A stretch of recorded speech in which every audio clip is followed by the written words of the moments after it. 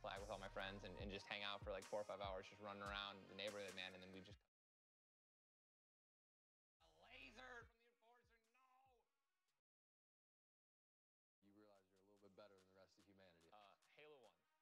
I was better than my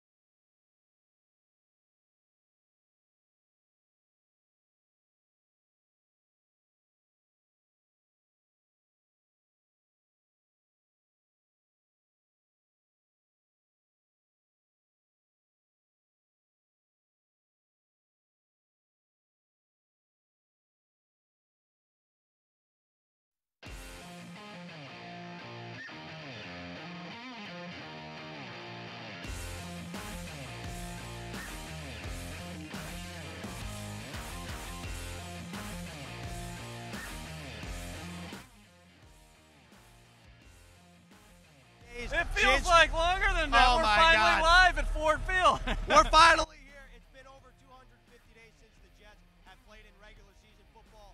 That streak comes to an end tonight in under an hour. Football is back, EA. Greens, I'm ready because we've went over the rundown on this first Pregame Central. We're ready. About 5 to 10 times. EA and I are ready. This is Pregame Central presented by Pepsi. Again, Ethan Greenberg, History all Eric over the Allen. place. History's all over the place. We're here live from Ford Field. All right, and if you're a Jets fan, you're probably wondering what do you expect at a number 14, the number 3 overall pick in April's draft, Sam Darnold. So, EA, what should Jets fans be expecting? Well, to be the starter. We've been talking about. Oh, good. That's good. Who was going to be the starter for so long?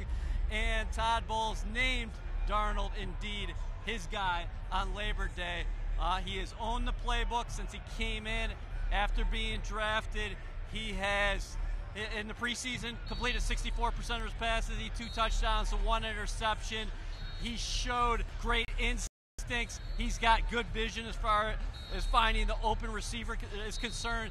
And what I really like about Sam Darnold is his feet. He can escape pressure, make plays off script, accurate inside the pocket, and on the run. So Jets Nation should be pumped up tonight to watch number 14 in action as he's going through the paces right now, less than an hour before his first career start. You mentioned Darnold's ability to escape the pocket. Well, Lions head coach Matt Patricia said not only can he roll to his right and be accurate, but to his left as well. That's something we've seen throughout the preseason. And outside of Darnold here is, what is your matchup to watch? Because remember, it's been over 8 months since the Green and White have played in regular season games. So there's 17 new players on this team. That's about 32%. This is a different team than last year. What are you expecting? What's your matchup to watch tonight? I'm throwing a curveball right now. Oh, boy. I know the Tigers are playing at home against the Houston Astros. Across the street. Yes, but we're playing football tonight here at Ford Field. How about Bilal Powell and Isaiah Crowell against the Lions linebackers? Guys like Christian Jones and Devon Kennard, and also Florida alum, the name's escaping me. Jarrad Davis. There you go, Jarrad Davis. The Jets have a very good running back combination here with Paul and Crowell, and they're going to try to move the Lions as far as side to side, and then those guys are going to explode through the holes. Guy doesn't talk too much is Bilal Powell. He had a career year last year. He's ready to go. And what is a quarterback's best friend? A good running game. The Jets have an opportunity to run the football against the Lions tonight and also throw to their backs out of the backfield. I'm going on defense. My matchup to watch is New Jack City and this Jets new look secondary with Trumaine Johnson, the big ticket addition in the offseason, against Matthew Stafford and his receivers. These guys are good. EA, Matt Stafford, 3rd in the league in passing last season. Golden Tate, someone that had 90 receptions, not only last year, but in 4 years in Detroit. And same with Marvin Jones. He had a career year last year. Both of those guys, Tate and Jones, had over 1,000 yards last season. And someone that will make an impact on this team, hopefully, he was my guy taking off this week, is Jamal Adams. And he's just poised for a big year, and he's part of that new look secondary, New Jack City. And with Matthew Stafford and company, they're going to have to lock down in the secondary, and you're going to have to get pressure in his grill. 4,500 yards, nearly 4,500 yards passing last year. He's a big guy. He'll hold on to the football. One of the top vertical passers in all of the National Football League. There's a guy who's going to be calling signals for the Jets this season, number 58. Darren Lee takes over those play calling responsibilities. How about I got another tidbit for you? Oh, boy. David Harris in the building tonight. The hitman, that's EA's guy. He moved to Ann Arbor, but he made the drive over here to see his former teammates. So that was pretty cool. So I saw the camera go to Darren Lee. Lee is going to be lining up next to a different starting inside backer for the 3rd consecutive year. It started with David Harris, then to Mario Davis, and now it's Avery Williamson. So many matchups to watch for again, but if you're a Jets fan, all eyes, number 14, Sam Darnold. He was named starter earlier this week. This is what head coach Todd Bowles had to say. The starting quarterback is terrific, Sam Darnold. He'll become the youngest quarterback to start opening week in the NFL since Drew Bledsoe. How did he win the job? Just everyday learning, everyday progression, the way he carried himself, the way he just came in and put his head down and learned the offense, the way the guys gravitated around him. You look at all that, and he earned it. He didn't ask for it, and then that's a big thing around. And guys, players know players, and they know when you're full of it or not, and those guys gravitated towards him, and he put his head down and worked, and he works well with the receivers. Josh does as well, and Josh has been just a bigger part of Sam playing as Sam has been, so he's been outstanding, and he's on board as well, but the guys really respect him. This is a new season for you as well as your team. What's your message to the fans as far as getting this season started, the expectations that you place on this team? Well, for me, it's just all about playing and winning and finishing. It's not a message, it's a matter of action as far as what we do on the field. We can sit here and talk about what the season's going to look like, but we have to play games. So we got our heads down, we're focused, we're going in. Our goal is to get to the Super Bowl, and we're trying to win every game, and that's what we're going to do. Welcome back to Pregame Central, live from Ford Field. Ethan Greenberg, Eric Allen, now joined by DetroitLions.com's Tori Petrie. Tori, football's back. I said it to you, but it's time. It is so exciting here. The atmosphere in downtown Detroit is awesome. Even though there's a little bit of rain outside, Tigers are playing across the street. And we got Monday Night Football here. Can't get better than that. This is no better feeling if you're a football fan, and if you're a Jets fan and Lions fan in particular. I got a question for you. So, we know about Golden Tate. We know about Marvin Jones. You read about him. Kenny Golladay, he's someone that really stepped up last year. From your vantage point, what is his role in this offense, and how effective has he been? Yeah, I definitely think Kenny Golladay is poised to have a potential breakout year this year. I mean, you've got two great receivers in Marvin Jones Jr. and Golden Tate, but he really is that third guy. Defenses have a lot to be responsible for when they're up against these Lions receivers. And Kenny Golladay, although he was injured a little bit last year, we saw a lot of good things from him when he did play. A lot of key plays where he'd convert on third down. He is a big-bodied guy, so he can get up over corners and catch those deep passes, and he's been really good at it. Tori, not many teams have been able to contain Matt Stafford. We talk about his numbers last year. What has made him so efficient and productive in your time covering the Lions? I mean, he really has just settled into his role so well here, and his chemistry with offensive coordinator Jim Bob Cooter has been a big part of that in recent years, and I think that is really why they kept Jim Bob Cooter around with this new coaching staff, because there is such good chemistry between the two of them, and they work so well together. And he's had a few years to work with Marvin Jones Jr. and Golden Tate, so they really have this offense going on a rhythm if they could just get a run game to complement the passing game. How about this Lions rushing attack? Last year, last in the league, but it's a great transition, Greens. She set you up for it. You draft Kerryon Johnson, you sign LeGarrette Blount. What's the expectations of this unit right now as we speak? Yeah, definitely they need to improve the run game. Finishing 32nd in the league last year in the run game was just not acceptable, and so they've invested a lot in that run game through the offseason. They drafted Frank Ragnow in the first round on the offensive line. They bring Kerryon Johnson and, like you said, LeGarrette Blount. So there are high expectations for this run game to improve, and it doesn't have to be the best run game in the league. It just has to be sufficient. It has to be something that the Lions can rely on in addition to their passing game, because let's be honest, their strength is still Matthew Stafford and the passing game. They just need a bit of a run game to rely on, which they haven't had in recent years. All right, defensively, though, who should we be keeping our eyes on tonight in terms of beyond Ziggy Ansah, beyond Darius Slay? Yeah, I mean, we definitely have a lot to see yet from Matt Patricia's defense. I don't think he really showed us too much in the preseason, which is to be expected. So it should be interesting to see what that actually looks like. Now, this defensive line is going to be less of a get after the quarterback and more about gap responsibility. So it's different than in the past. Ziggy Ansah, of course, is a guy to watch for. Darius Slay. But I think the linebackers are going to be an important group to watch for. Devon Kennard is a new guy that they brought in from the New York Giants in the offseason. And then Jared Davis in his second year at that middle linebacker position. What can he do in his second year, kind of quarterbacking that defense? He's an important guy. He's one of the captains today. So I think that the Lions are going to rely on him a lot this season. Corey, in terms of Ansah, are they going to line him up majority of the time on the right side where he be facing Jets left tackle Kelvin Beachum, or do you expect Patricia to move him around? You know, I would not be surprised at all if we see him move around. I think that is kind of what Matt Patricia's game is going to be here is a lot of moving pieces because, as we know with Matt Patricia's defenses in New England, it changes every week. He matches it up against the opponent that they are playing. So wherever he feels like the best matchup is at is where he's going to play his guys. So we'll see what ends up happening, and I'm very interested to be able to talk a little bit more about what this defense looks like after we see it in action in Week 1. Okay, before we wrap things up here on Pregame Central presented by Pepsi, I have a two-part question for you. Since Matt Patricia has taken over as head coach, what's the biggest difference about this team compared to last year? And EA talked about Ziggy Ansah. How do you anticipate Darius Slay? Where do you think he will line up?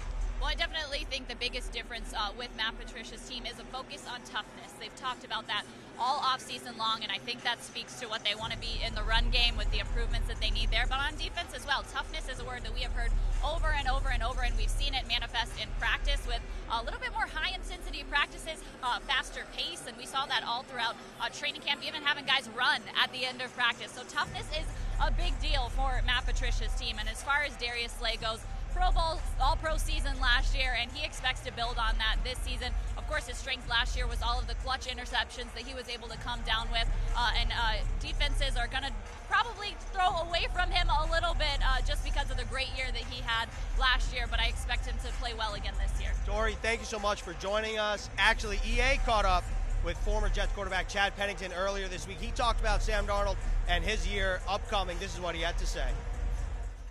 Well, I'm certainly excited for Sam. I think it's a great opportunity for him.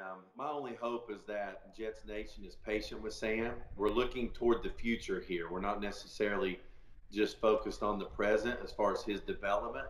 Now, for the present, obviously Jets Nation, and so does the team, they want to win football games. But for his development, we've definitely got to be patient. First and foremost, you can certainly see that he is an even-keeled type of quarterback. So he's very poised. Which is odd and unique for a 21-year-old. You like to see that in the young quarterback, and you know that even when things don't go his way, I don't think he's going to get too low about it. He'll be able to bounce back. I think the first thing you realize as a young quarterback when you make your first start is that the regular season tempo and intensity is different than the preseason. Secondly, you then learn that the season opener is different, and then on top of that, Monday night is different. But his whole focus will have to be just keeping himself calm, which he has a calm demeanor anyway, continually communicating with Jeremy Bates on the sideline in between each series, and know that it's a 4-quarter ball game. You don't want to do something drastic in the first 3 quarters that could affect you negatively. Welcome back to Pregame Central. Ethan Greenberg and Eric Allen live here from Ford Field in Detroit. All right, so we have a new segment this year on Pregame Central. That's the Pepsi fan of the game. We'll be highlighting different fans each week. All right, so you got to download the official New York Jets mobile app, and you could see or even hear yourself right here in our pregame show this season. And EA. Hey, look at that fan with the question mark. Is that Hey, it's one? a silhouette. Okay, send those photos in. Send your photos in, but this is what we got now. So kickoff is right around the corner. We're going to talk about who's not playing because that's pretty important. The headliners here of the inactives, wide receiver Jermaine Kearse, safety Marcus May, and outside linebacker Josh Martin. In addition to those 3, you got Derek Bones-Jones, Ben Braden, Dakota Dozier, and Folorenzo Fatukasi. Yeah, Kearse and May are the 2 at the top of the list, right? Because they were doubtful towards the end of the week, listed as doubtful on Saturday, and they're unable to go. Kearse was able to do a little bit more at practice than May was late in the week. We'll have to monitor their progress and see if they're able to go next week against the Dolphins. But in terms of tonight, what I think about is who's replacing May. That could be Dougie Middleton, who got all those reps with the first team throughout the spring when May was coming back from the ankle injury. And then number 81 on offense comes into focus even more than ever, and that's Quincy Enunwa, of course, because in 2 wide receiver sets, I think you're going to go Robbie Anderson and 81, Quincy Enunwa, and then 3 receiver sets. It's probably number 16 if you're scoring at home. He stole my thunder. He stole it. He stole it right out of my mouth. I thought you were talking to Josh Martin. Terrell Pryor is number 16. He wore number 1 in the preseason, and he had to change it. And he had an digits. and now he's Now he's out. 16. Yeah. Now he's 16. So if you're looking, who's number 16? That's Terrell Pryor. It's hard to miss someone like Terrell Pryor. He only played once in the preseason, EA, but what are you expecting from Terrell Pryor? You mentioned that he would likely be the third guy in 3 receiver sets. Well, we got a glimpse of him. He showed his speed. He showed his height. Personally, I'm expecting a pretty good game. Listen, he's got an interesting skill set because in terms of speed and size, it's hard to beat that combination. And he's a long strider. It doesn't look like he's moving fast, but he can get up on you in a hurry. I think he can be a tremendous red zone asset for the Jets throughout the 2018 season. And he's also a guy who I don't necessarily think is covered too often because he's got such a size advantage, and he's also got good hands. There's Sam Darnold going through his pregame routine right now at Ford Field. You know he's ready to go. His parents are in attendance. He came over and said hello to them prior to pregame warmups. You mentioned Josh Martin, that I was going to talk about him. So now I feel obligated to talk about the absence of Josh Martin. And not only is he one of the best special teams members of this group, of this 53-man roster, but as an outside linebacker, he had an underrated year last year. I mean, he was second on the team in tackles for loss. He sets the edge well, and in his replacing him would be Frankie Louvu. Maybe not starting, but Frankie Louvu got activated from the practice squad. He's someone that spent the summer with the Jets, an undrafted free agent. He flashed in camp. But the guy that might start, Brandon Copeland, who used to play for the Detroit Lions, and he said earlier this week that he's excited to come back to Ford Field and be the villain. Yeah, he seems like a very nice guy, bottom line. he is a very nice guy. But he did say, as you would expect, he wants to come back here with his new team and help the Jets secure a road victory. And wouldn't it be something to start off the 2018 season with a road win? Because this team, 3 of 4 away from MetLife Stadium to start the season, Greens, including 3 in 11 days, where in week 3 you're going to see the Cleveland Browns on a Thursday night. It'd be a great way to start this 2018 season here in the Motor City. So I'm all about that. Brandon Copeland saying, hey, I want to come back to Ford Field where I got some friends, but I want to be the villain. I want to send people home upset. And there's a guy, a rookie, who's going to be in the starting lineup. All the talk has been about Sam Darnold, rightfully so. But Nate Shepard, he'll be in the starting lineup for I'm that very defense. excited to see what Nate Shepard does because you know he's powerful. You know he's got heavy hands. You saw him flash in the preseason. You saw him flash even way back in January at the Senior Bowl. Now the lights are on. So Nate Shepard, what is he going to do? I'm very excited, not only for him, but this rookie draft class in general. There was a lot of talk about Chris Herndon in training camp. Well, he didn't have a great preseason. He missed a couple games. So what's he going to do? What's that tight end unit going to be like? There's so many questions. I'm going all over the place, but I'm going to dial it in right here as kickoff is about 30 minutes away. It's Monday night. The lights are bright. The Jets haven't played football in 8 months. What's your fearless prediction? You got to be bold here because the lights are bright and you know that both teams are going to come to play. Write this number down, everybody. 28 points. The Detroit Lions averaged 27 points a game at home last season. For the Jets to win, and if the defense plays really well tonight, you're doing a great job if you hold Matt Stafford into the low 20s. I think the Jets can win this ball game if they're able to score 28 points and come up with a balanced offensive effort. Like I talked about before, there is no reason why the Jets can't move the ball on this Lions defense. Surely going to focus on Ziggy Ansah. Surely going to focus on Darius Slay. But the beauty, I think, what we're going to see from this Jets offense is there are a lot of complementary parts out here. I didn't think we talked about Bilal Powell enough. I don't think we talked about Isaiah. We gotta go. We gotta go. But I'm giving you a fearless prediction. Darnold and Robbie Anderson, they're connecting for over 50 tonight. You heard it here first on Pregame Central, and presented by Pepsi. And we're going to get Pepsi. That's all we have here on Pregame Central. Again, Jets Lions, Monday Night Football, Week 1. Could you really ask for more? I'm not sure. That's all we have here live from Ford Field. For Eric Allen, I'm Ethan